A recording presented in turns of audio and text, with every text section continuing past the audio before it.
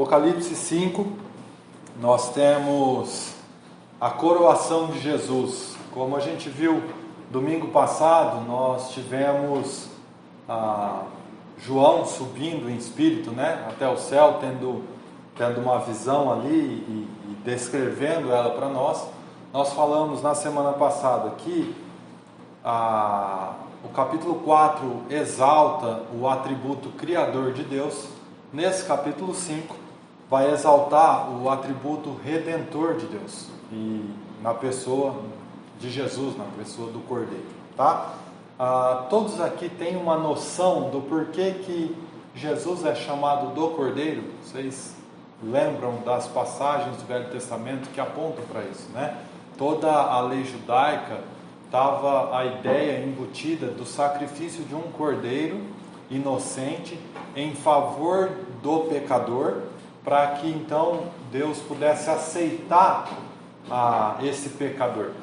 E portanto essa imagem, essa ideia do Velho Testamento, logicamente ela ganha total clareza, total luz, digamos assim, no Novo Testamento. A gente sempre fala que a Bíblia ela é uma revelação progressiva, e portanto no Velho Testamento essa revelação ela era ainda com pouca luz, ela era pouco focada, a câmera estava meio desfocada, mas conforme o tempo vai passando, essa revelação vai se tornando cada vez mais clara, até que no Novo Testamento essa luz, o holofote se acende de vez, ele deixa de estar aquecendo e ele acende de vez. Então a gente consegue ver claramente o que estava lá e não era possível ver claramente. E é por isso que o João Batista, quando avista Jesus, ele olha e diz: eis o Cordeiro de Deus que tira o pecado do mundo.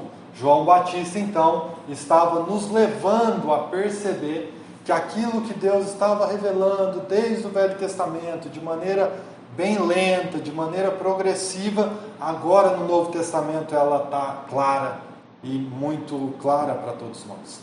Eis ali o Cordeiro de Deus que tira o pecado do mundo, que veio para morrer em favor do pecador que não merecia, tá? Eis ali o inocente que vai sofrer em nosso lugar. E foi isso que aconteceu. E aqui no capítulo 5 a gente vai ver a exaltação e a coroação desse Cordeiro, tá?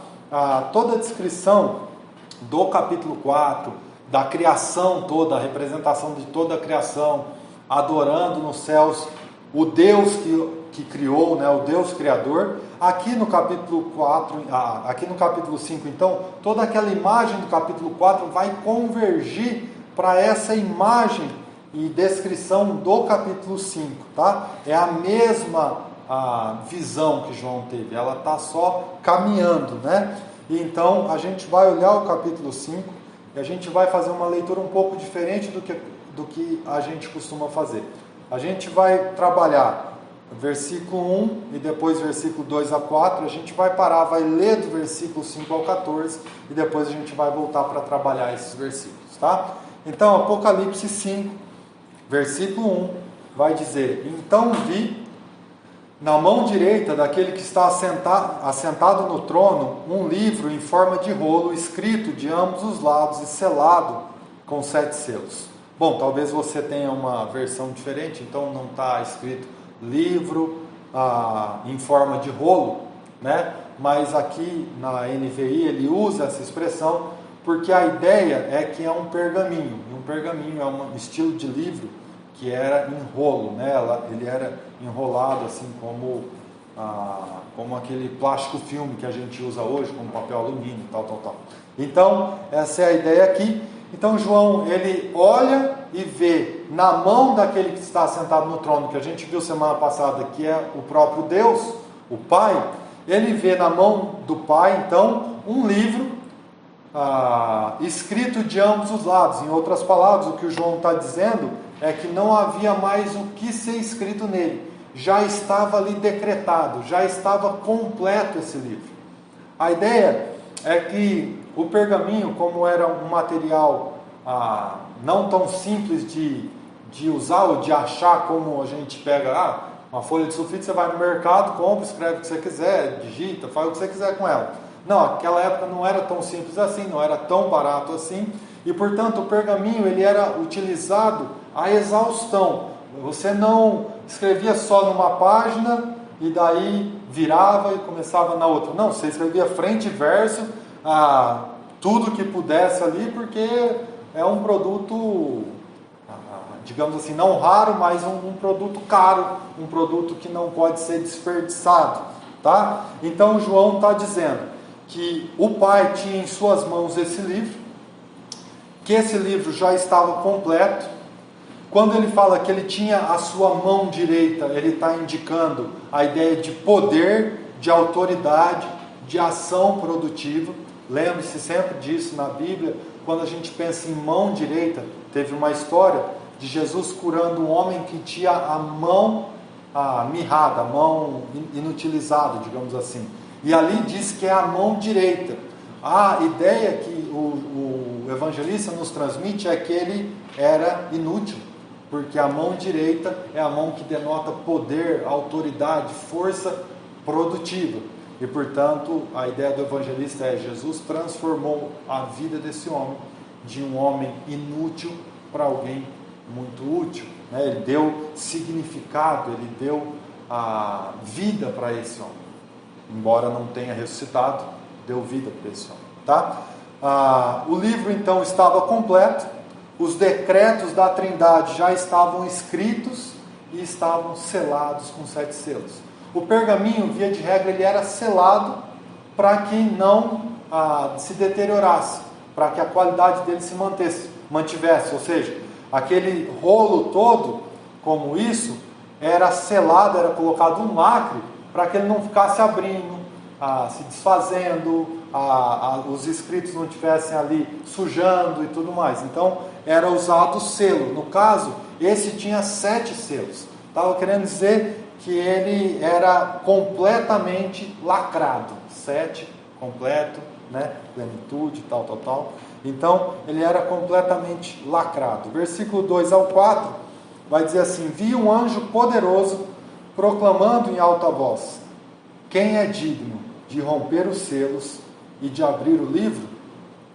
Mas não havia ninguém, nem no céu, nem na terra, nem debaixo da terra, que podia abrir o livro ou sequer olhar para ele.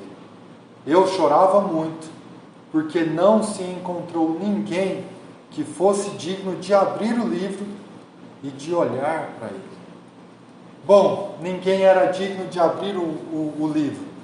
Não havia na criação ninguém capaz de se apresentar como digno de abrir esse livro. E João, diante disso, ele se desespera. Ele começa a chorar. Me faz lembrar do desespero do apóstolo Paulo, né?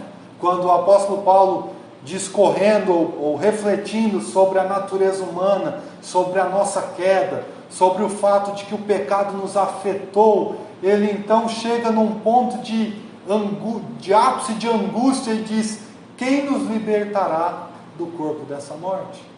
E depois ele vai responder que é Jesus, aquele que venceu por nós. Então, aqui João, ele vê esse livro na mão daquele que está sentado no trono, mas ninguém era digno de abrir o livro. Ninguém poderia acessar esse livro. E então ele se desespera num choro, num pranto angustiante. E a pergunta é: mas por que aquele que estava com o livro nas mãos não abria? Ou seja, por que o Criador, o Eterno, que tinha o livro na mão, por que ele não abria esse livro? E talvez a resposta é graça. Porque se o Eterno abre os livros da história, que está em suas mãos, sem um mediador, só pode derramar juízo sobre nós. Mas o texto vai apontar para nós que houve um mediador para abrir esse livro. E porque houve esse mediador, agora a história que vai ser desenrolada não é mais uma história única, exclusivamente de punição, de juízo, mas é uma história permeada pela graça. Por que é permeado pela graça? Porque o Cordeiro pagou o preço do juízo, e agora nós podemos experimentar da graça.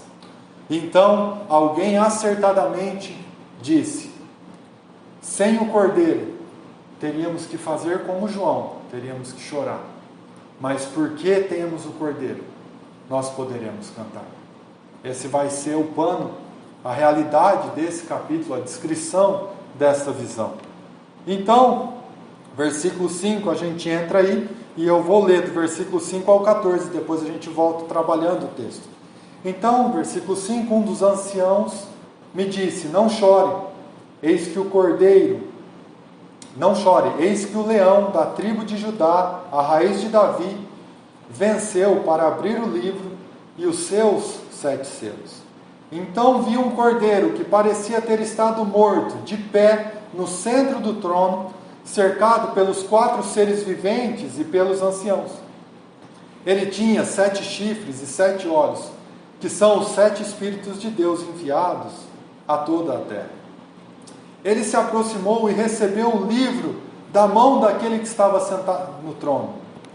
Ao recebê-lo, os 4 seres viventes e os 24 anciãos prostraram-se diante do cordeiro. Cada um deles tinha uma harpa e taças de ouro cheias de incenso, que são as orações dos santos. E eles cantavam um cântico novo: tu és digno de receber o livro e de abrir os 7 selos, pois foste morto, e com o teu sangue compraste para Deus homens de toda tribo, língua, povo e nação. Tu os constituíste reino e sacerdotes para o nosso Deus, e eles reinarão sobre a terra. Então olhei e ouvi a voz de muitos anjos, milhares de milhares e milhões de milhões. Eles rodeavam o trono, bem como os seres viventes e os anciãos, e cantavam em alta voz: digno é o cordeiro que foi morto de receber poder, riqueza, sabedoria, força, honra, glória e louvor. Depois ouvi todas as criaturas existentes no céu, na terra, debaixo da terra e no mar, e tudo que neles há, que diziam: aquele que está assentado no trono e ao cordeiro seja o louvor, a honra, a glória e o poder para todos sempre.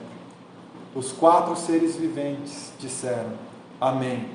E os anciãos prostraram-se e o adoraram. Bom, eu fiz questão de ler versículo 5 ao 14, para depois a gente trabalhar o texto, porque nós temos aqui, do versículo 5 ao 14, o formato de uma investidura real. Ou seja, no mundo antigo, essa era a forma como o novo rei era coroado, era investido de autoridade, era colocado sobre ele a capa real. Então, nós temos claramente isso acontecendo aqui do versículo 5 ao 14. No versículo 5, nós temos a exaltação desse novo rei. Do versículo 6 e 7, nós temos a transferência de poder, a passagem de bastão acontecendo. E do versículo 8 ao 14, nós temos a apresentação desse novo soberano diante de todos, para receber a homenagem dos seus súditos. Essa é a visão que João está tendo. Foi isso que ele transmitiu para nós, é isso que nós vamos ver com um pouquinho de detalhes. E ele é um texto riquíssimo de detalhes, mas, como eu disse, o tempo não nos permite trabalhar todos esses detalhes. Será que precisa? Tá tudo bem? Não, falo da câmera. Sim. Então vamos lá, versículo 5 vai dizer que um dos anciãos disse para João: não chore, eis que o leão da tribo de Judá, a raiz de Davi, venceu para abrir o livro e os seus 7 selos. Bom, João então vê que o Messias venceu, porque quando ele usa a expressão raiz ou leão da tribo de Judá e raiz de Davi, ele está fazendo eco a Gênesis, quando Judá, uma das 12 tribos, o patriarca de uma das 12 tribos, recebe a bênção de não ter o cedro, ou seja, o poder de julgamento, se ausentando dele. Em outras palavras, Judá recebeu a promessa de que da tribo dele permaneceria para sempre o poder de julgar. Bom, a tribo de Judá sempre foi oriunda delas os reis, que veio julgando Israel. Mas quando foi para o último exílio, que eles foram levados cativos, ali acabou-se a dinastia de Judá. O reinado de Judá acabou ali. Teoricamente, a promessa tinha falhado. Teoricamente, tinha acabado a promessa. Mas não, havia uma raiz. Havia um tronco podado com uma raiz para baixo da terra. A raiz da tribo de Judá.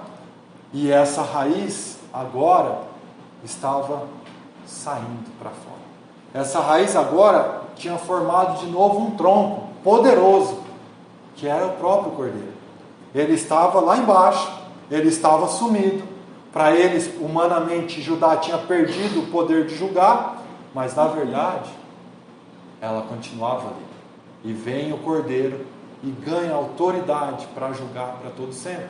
E a gente vai ver isso acontecendo sistematicamente daqui para frente em Apocalipse, tá? Então, haveria muita coisa para a gente ver sobre a questão do leão da tribo de Judá e sobre a questão da raiz de Davi.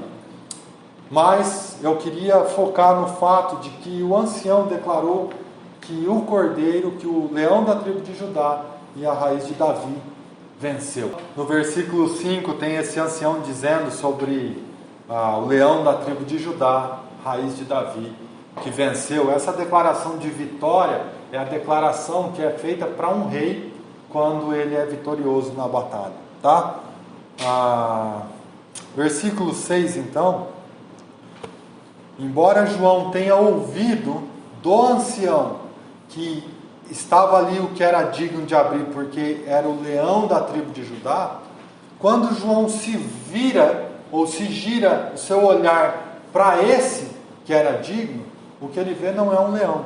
Veja, então vi um cordeiro que parecia ter estado morto, de pé no centro do trono, cercado pelos 4 seres viventes e pelos anciãos. Ele tinha 7 chifres e 7 olhos, que são os 7 Espíritos de Deus, enviados a toda a terra. Então veja a diferença. Os anciãos estavam ali e um deles declarou que o leão da tribo de Judá tinha vencido. Quando João se gira, ele vê, não a figura de um leão, mas de um cordeiro. Por que ele vê a figura de um cordeiro? Porque o leão é aquele que reina, e o cordeiro é aquele que se entregou. Nós vamos ter esses dois aspectos agora, a partir de agora, ou via de regra no Apocalipse, a gente tem esses dois aspectos de Jesus. Ele é sim aquele que reina, aquele que é o rei de todos, o rei soberano, o rei dos reis. Todavia, ao mesmo tempo, ele é aquele que se entregou voluntariamente para resgatar um povo, para comprar um povo para si. E portanto tem esses dois aspectos, que também apontam para outras duas realidades. Para a realidade da humanidade de Cristo. Um cordeiro que foi morto, humanidade. Mas aquele que vive para todo sempre. Aquele que é digno. Aquele que governa para toda a eternidade. E portanto essa ambiguidade está sempre ali também. Logicamente, isso para nós talvez seja muito claro. Lógico, Jesus é Deus. Mas para quem estava lendo no princípio, ainda precisava ser formada essa ideia, essa consciência de que de fato Jesus era Deus. Mas mais do que isso, você imagine que você é um cristão do primeiro século, do fim do primeiro século, sofrendo perseguição, sofrendo a vergonha de ser levado às arenas, sendo morto, perdendo posição social, perdendo tudo, e agora eis que é anunciado que no céu houve uma coroação, essa verdadeira, essa eterna, essa que ninguém pode alterar, e que esse Deus eterno agora, como sempre esteve, está desenrolando a história segundo o seu decreto, segundo a sua vontade. Bom, na cruz então, a vitória aconteceu. Lembra que o ancião disse, ele venceu? Bom, a pergunta é, quando ele venceu? Na cruz ele venceu. Porque João, quando vê o que venceu, vê um cordeiro como se tivesse sido morto. Então ele está apontando para a realidade da cruz, onde ele venceu, ele conquistou essa vitória. E a ressurreição evidenciou, obviamente, essa vitória. Então, o que João estava vendo, essa visão de João, era um evento passado para João. Passado para os ouvintes do primeiro século, porque já havia acontecido de Jesus morrer na cruz. É passado, obviamente, para nós muito mais, né? Todavia, é uma realidade que permeia a eternidade. Note que esse cordeiro que João avista, ele tinha 7 chifres. Chifre é a ideia de poder, de força. É o animal, né, que tem o chifre. A ideia de chifre, a palavra chifre no hebraico, aqui nós estamos no grego, obviamente, mas no hebraico, que constitui o Velho Testamento, que é de onde vem a ideia dos chifres, ela significa, ou melhor, a palavra chifre no hebraico é a mesma usada para poder e força. É a mesmíssima palavra. Então, o que diferencia é, se você está falando de um animal, quando você fala chifre, você usa essa palavra, você pensa em chifre. Quando você está falando de uma pessoa, você pensa em poder, autoridade, força. E, portanto, quando diz que ele tinha 7 chifres, o que o João está dizendo para os ouvintes ele tinha todo o poder. De novo, essa dupla realidade do Cristo. Ele é o cordeiro que é morto, mas ele é o que tem todo o poder. Tá? E é assim que nós vamos ver Jesus ao longo do Apocalipse com essa dupla realidade. Versículo 7 vai dizer: ele se aproximou e recebeu o livro da mão direita daquele que estava assentado no trono. Bom, ele se aproximou e recebeu o livro. A ideia é que ele tomou o livro, é que ele se apresentou ali para pegar o livro confiante. Ele tinha autoridade e poder para fazê-lo. Ele sabia que era seu direito fazê-lo, porque ele tinha vencido. E ele venceu se entregando na cruz. E é por isso que é tão estranho a mensagem de um evangelho diluído dos nossos dias. É estranho a mensagem de que você vence quando você tem um ótimo emprego. É estranha a mensagem que você vence quando você é curado. É estranha a mensagem que você vence quando você tem prosperidade financeira. É estranha essa mensagem, porque nós não aprendemos assim de Cristo.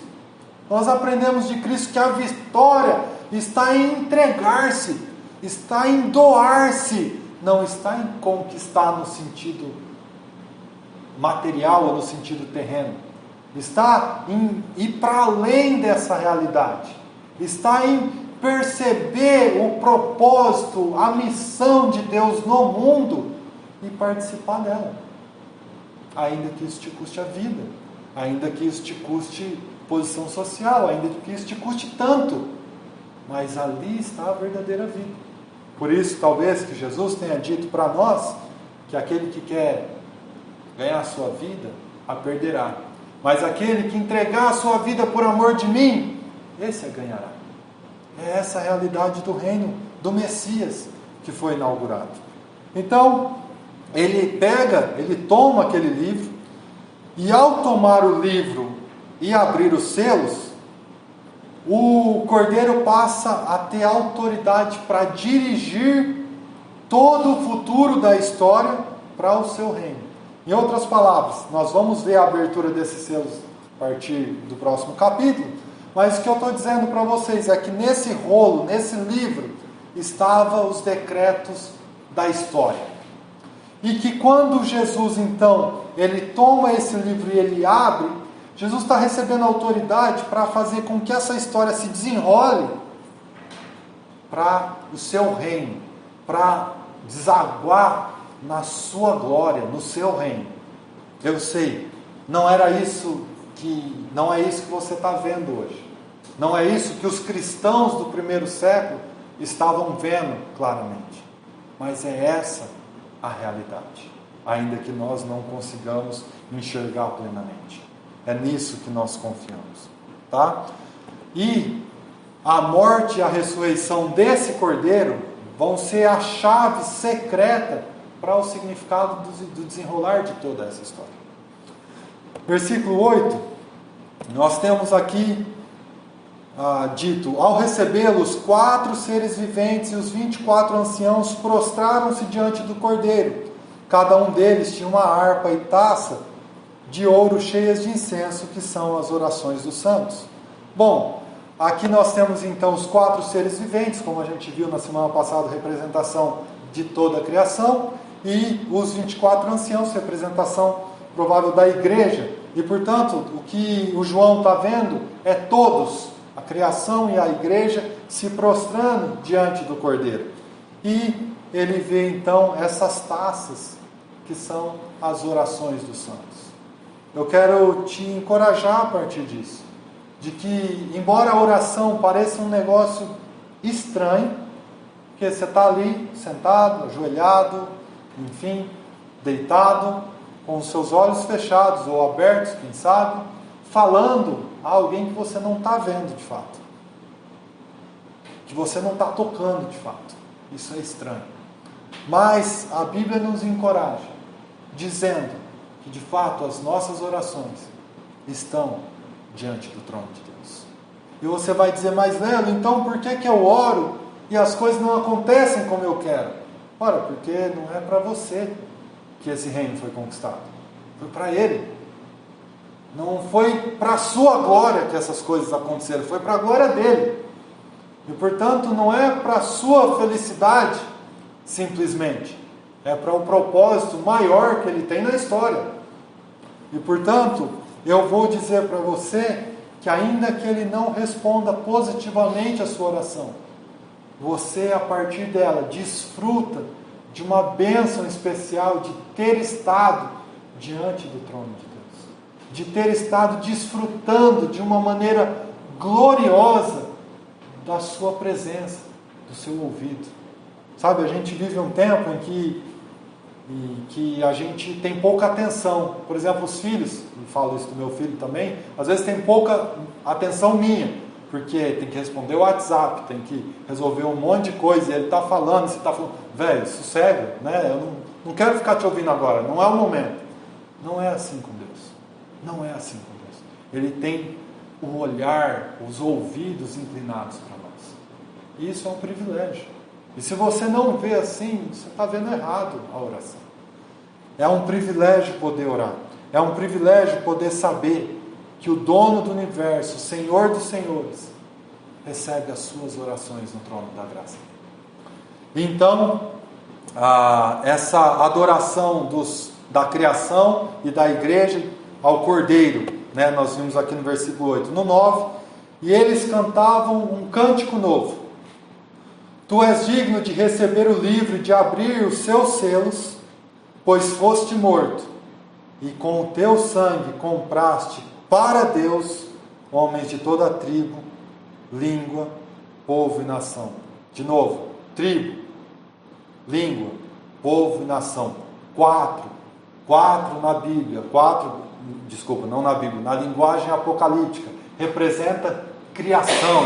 E portanto o que está sendo dito é que o Cordeiro comprou, resgatou a criação como um todo, tá? E ele é o único digno de abrir o livro, porque ele comprou, ele morreu para comprar para Deus esses homens, tá? Note você que o sangue de Cristo não comprou a tribo toda, comprou homens de toda a tribo. Não comprou a todos, comprou todos os tipos de homens, não apenas judeus, mas homens de todos os povos. O sangue de Cristo não comprou toda a humanidade, comprou homens de toda raça, tribo, língua e nação, o que é muito diferente. Nós não cremos absolutamente no universalismo, que é a ideia de que Deus vai salvar todos. Não vai. Essa ideia é ridícula à luz das Escrituras. Deus não comprou a todos. Ele comprou a todo tipo de homem. a todo tipo de criação, digamos assim, não a todo homem, indivíduo, tá? Versículo 10 vai dizer, aliás, eu não poderia deixar de passar antes no 9 e dizer que sangue precioso. Porque veja, eu posso morrer, posso ser degolado, eu posso levar um tiro, mas o meu sangue não tem valor algum. Não vai resgatar nem a mim mesmo. Né? O salmista vai dizer, quem poderia pagar, fazer o pagamento para o resgate da alma do seu irmão? E a resposta é clara, ninguém, nenhum de nós. Então, ainda que de repente eu vá lá, o carro vai atropelar alguém, o meu filho, e eu empurre ele e seja atropelado em morte, eu salvei o meu filho fisicamente, mas daqui a pouco ele vai morrer. Não resolve, não resgata verdadeiramente. A única coisa capaz de resgatar verdadeiramente é o sangue do Cordeiro, que ele derramou na cruz para nos comprar para Deus, o eterno. Versículo 10: Tu os constituíste, ou seja, aqueles que foram comprados, foram constituídos reino e sacerdotes para o nosso Deus, e eles reinarão sobre a terra.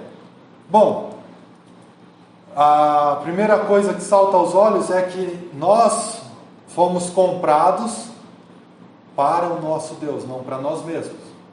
De modo que se nós pensamos em viver para nós mesmos, e essa é a nossa angústia, nossa luta, não viver assim, porque quando nós fazemos, nós estamos usurpando, tomando para nós algo que não nos pertence mais. Nós fomos comprados.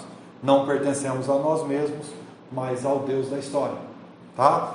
Mais do que isso, quando ele fala, tu os constituíste reino e sacerdotes, o cara do primeiro século estava muito acostumado, a gente viu nas cartas de Apocalipse, ele estava muito acostumado com essa ideia de Roma estabelecer templos pequenos em várias cidades para adorar o imperador. Lembra que eu falei sobre isso nas cartas das igrejas de Apocalipse? Então, quando o João vê e narra essa descrição, ele está dizendo, bom, lembra que tem uns caras do Império Romano que vão lá e formam esse templo, e eles são responsáveis por vigiar se todos estão indo lá, adorando uma vez ao ano, tal. Bom, saibam vocês, que vocês foram constituídos, a partir de terem sido comprados, reino e sacerdotes. Vocês são aqueles que levam as pessoas a adorarem o Eterno, o Deus que os criou, o verdadeiro rei, não o rei falso como os romanos, como o rei de Roma, o verdadeiro rei. É lógico que a forma de nós fazermos isso não é mais por imposição, ou nunca foi, por imposição como faziam os romanos, mas é a partir de derramar sobre as pessoas a mensagem do Evangelho da Graça, e assim nós nos tornamos partícipes dessa salvação. Nós nos tornamos aqueles que são sacerdotes, que levam eles até Deus. Não no sentido de que eu, como pastor da comunidade local, ou você, como membro, sejamos diferentes. Como se eu sou o sacerdote e você não é. Absolutamente, a todos que foram comprados, foi-lhes dado a autoridade, foram constituídos sacerdotes. Logo, qualquer um que faz parte da Igreja de Cristo está apto para levar outros a Cristo. Não depende do pastor, não depende do líder, não depende de ninguém.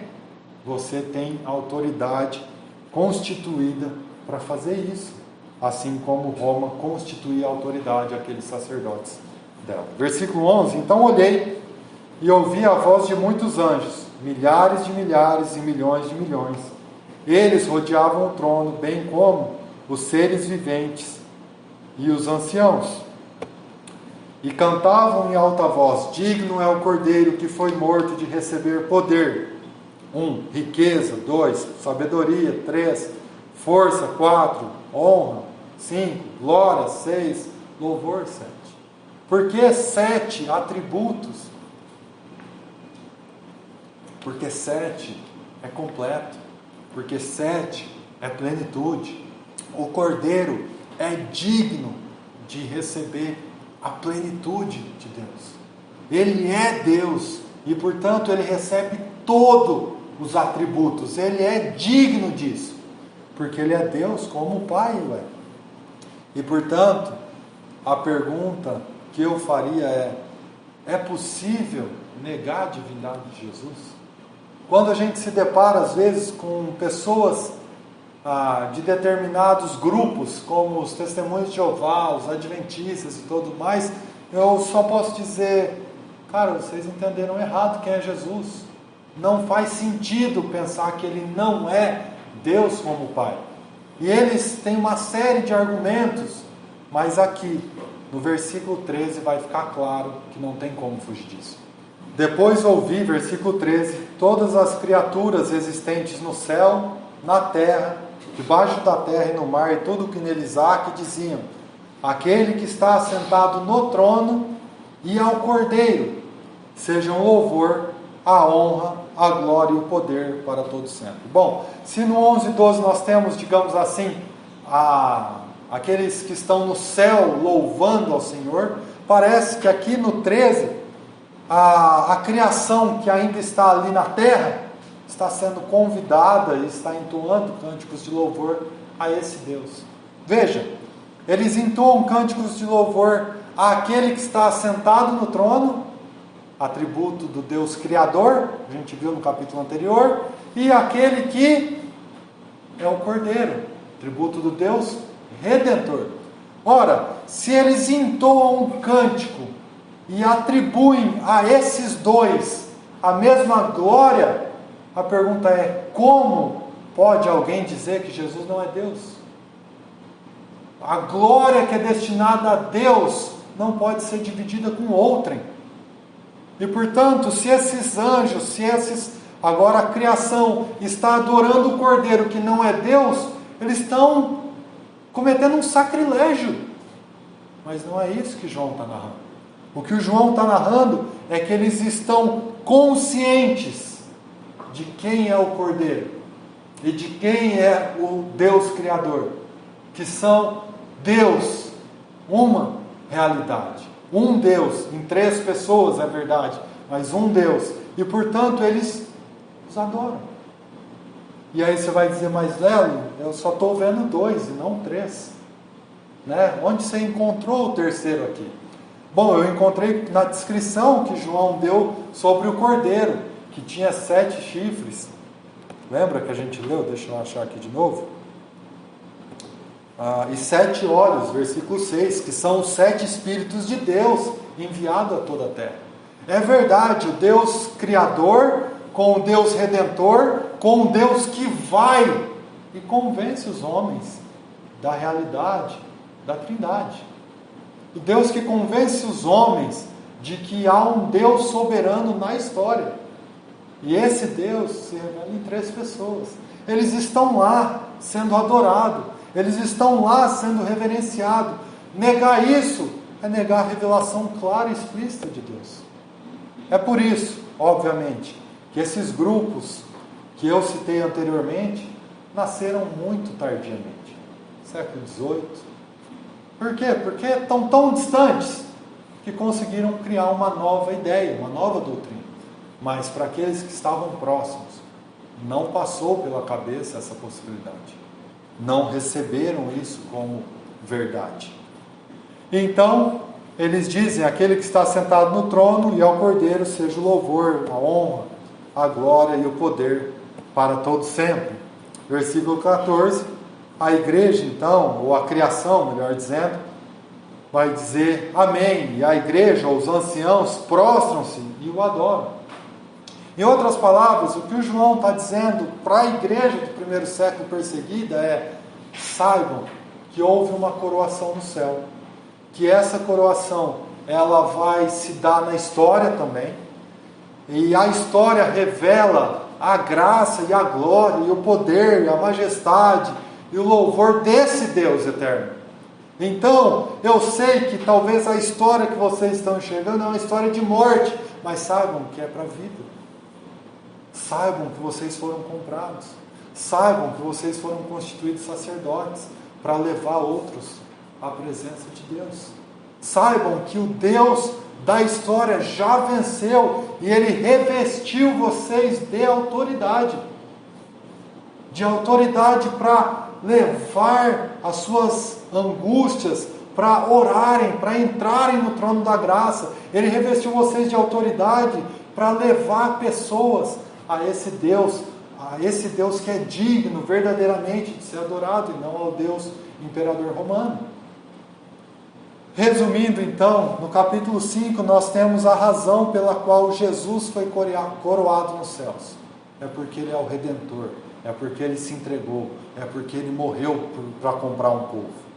E no capítulo 6 então, nós começaremos a ver as consequências, os desdobramentos a partir disso. Ou seja, a partir dessa morte, ressurreição, desse tomar do livro, então agora nós vamos ver o desdobramento da história acontecendo, permeado por essa realidade da graça de Deus, permeado por essa realidade de que a história está se desenrolando e continua a se desenrolar, mas que ela desaguará naquilo que João acabou de ver, na exaltação dos seres celestes, de toda a criação e de toda a igreja, ao único que é digno de receber a honra, a glória, o poder e o louvor.